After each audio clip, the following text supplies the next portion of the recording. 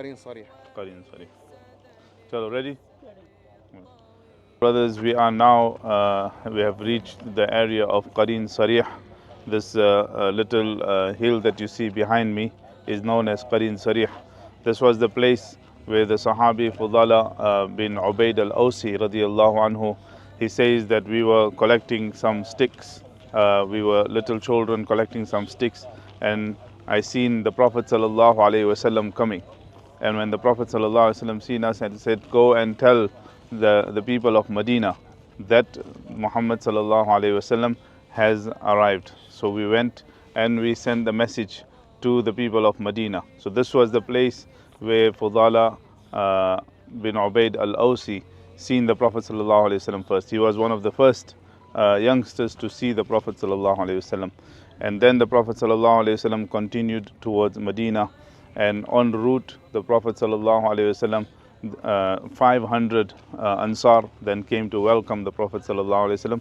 This was at the place حرة العصبة. at Hurratul Usba. So after this is Hurratul Usba.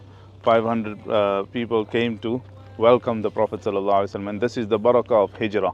Anas bin Malik radiallahu anhu says that when the Prophet ﷺ entered Medina, as if he had brightened and enlightened the entire Medina. And we felt within our hearts and spiritually as well. And also physically we felt that Medina has now been more radiant and more blessed with the coming of the Prophet sallallahu alaihi wasallam. فضل الهجرة. Fadl al-Hijrah. Yes.